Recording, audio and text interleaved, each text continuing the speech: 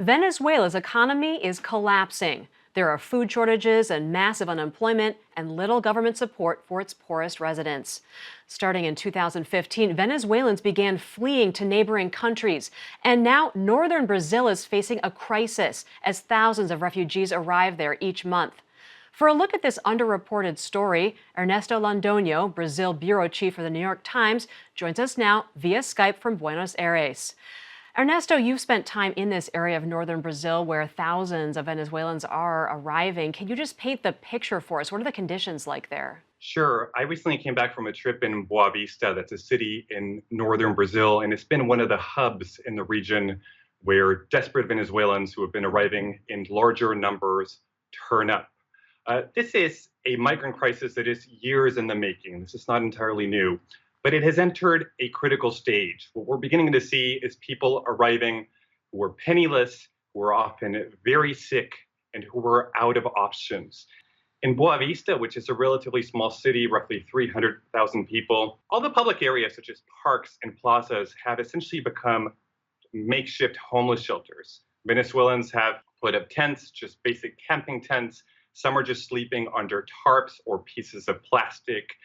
It is really a shocking scene. You see families, you see pregnant women who spend their days just walking around city trying to beg for food, trying to beg for a little money, trying to find work.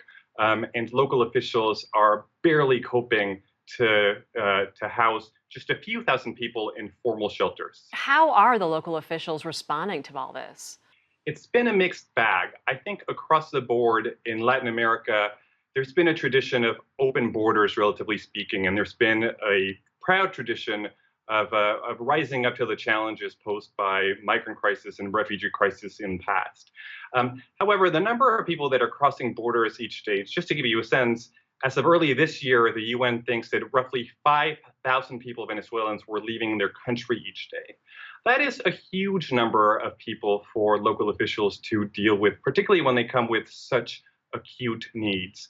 So initially, I think the general response was one of generosity, was one of people rallying together, making the best out of a bad situation. But as the numbers grew, and as the numbers grew, particularly in border communities, we're starting to see a backlash. In the northern province of Roraima, which is a relatively poor province in Brazil, the governor earlier this month took the pretty extraordinary decision of suing the federal government, demanding that they shut down the border temporarily until local officials can get a handle on the problem. This is not the kind of response we're used to seeing in places like Brazil, but it speaks to just how vexing this crisis has become for them. The numbers are certainly staggering. I mean, have you seen anything like this in the region before?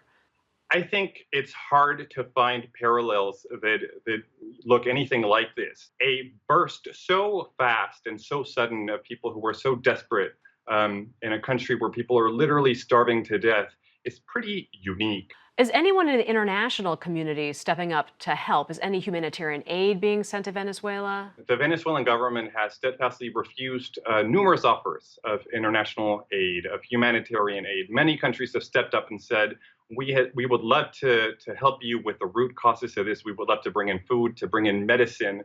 However, if the Venezuelan government were to take them up on that offer, it would be acknowledging that there was a crisis. And that would come at a pretty steep political price to President Nicolas Maduro. So far, the answer is no. All right. Ernesto Londoño of the New York Times, thank you so much for being with us. My pleasure.